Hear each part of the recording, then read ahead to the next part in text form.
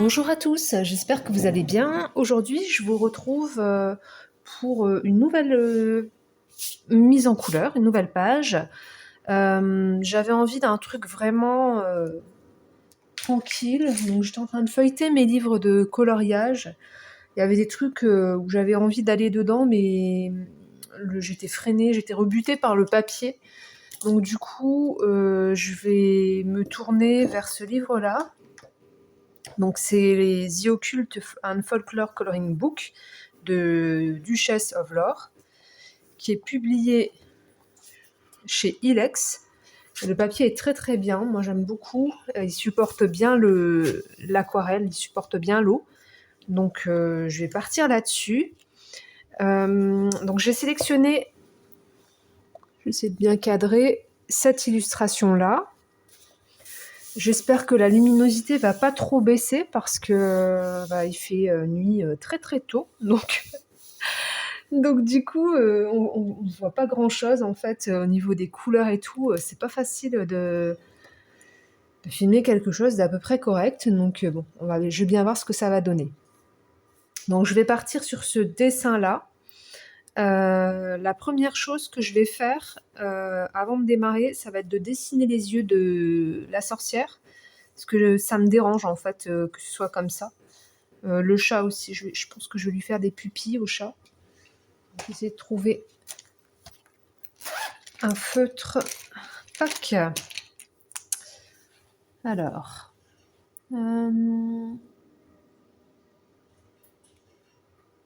Toc.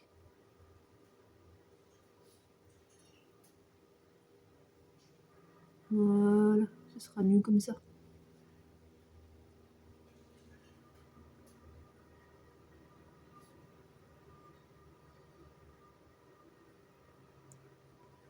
Ah, ce sera mieux.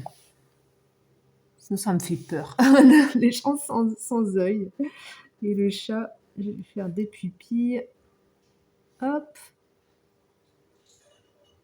Voilà.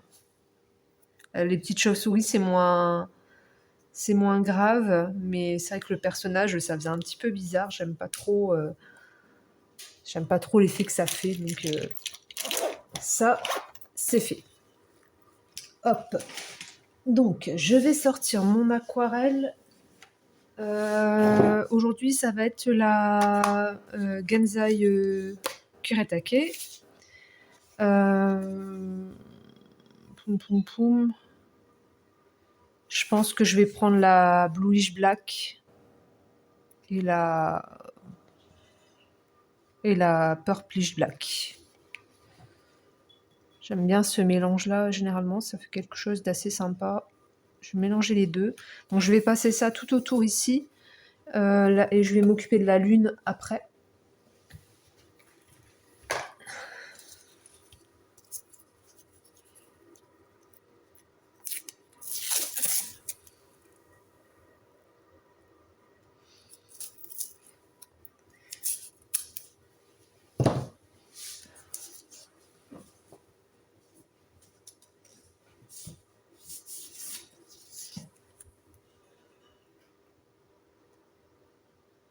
Hop.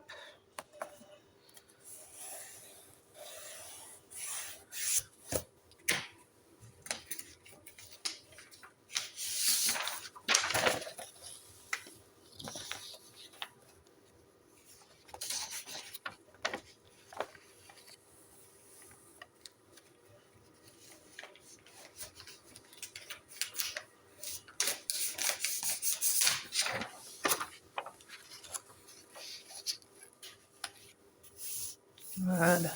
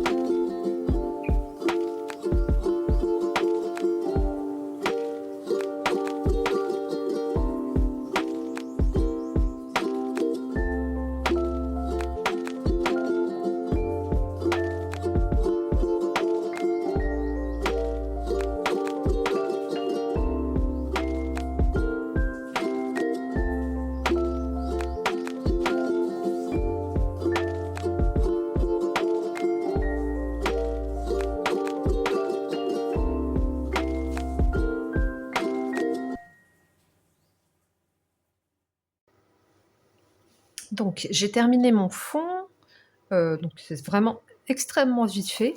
Heu, j'ai pas vraiment tout à fait terminé parce qu'après je vais faire tous les petits détails et je vais le repasser au stylo gel certainement. Là je vais m'occuper de la lune, donc je vais prendre des Neocolor II. Donc j'ai pris, la couleur or et j'ai pris la couleur, jaune lumière. J'espère que vous allez bien voir quand même parce que le comment dire? La luminosité n'est pas bonne. J'ai dû allumer le plafonnier. Donc bah, écoutez, je continue tranquillou mon coloriage.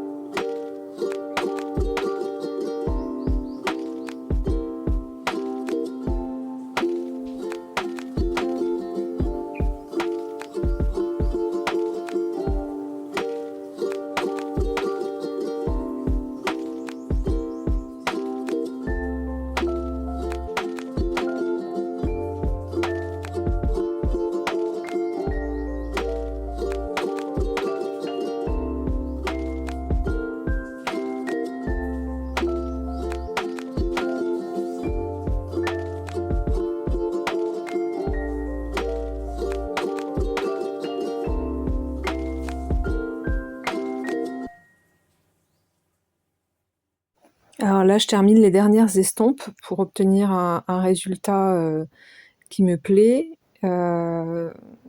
Donc je repasse, avec mon Neocolor, avec l'estompe, avec mon Neocolor, avec l'estompe, jusqu'à ce que je sois, contente de de l'effet que je souhaite. Ah, pour la sorcière, j'ai sorti mes Derwent Inktense pour pouvoir, faire les ombrages de la robe. Le comment dire? Mettre en couleur, les tissus, c'est toujours, un peu compliqué pour moi. Je galère encore un petit peu avec cet effet-là. Je suis vraiment pas tellement, sûre de moi sur la question. Mais avec les Derwent Inktense, ça va, ça passe.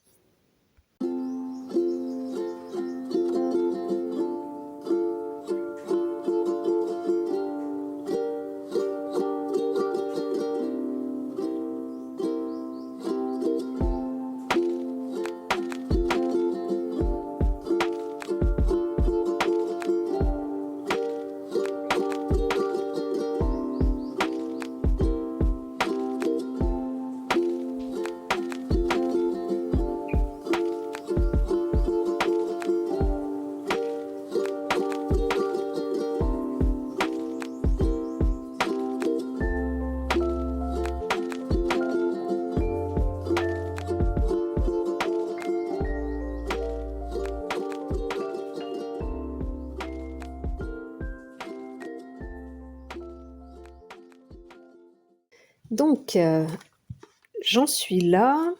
Je vais reprendre ma page.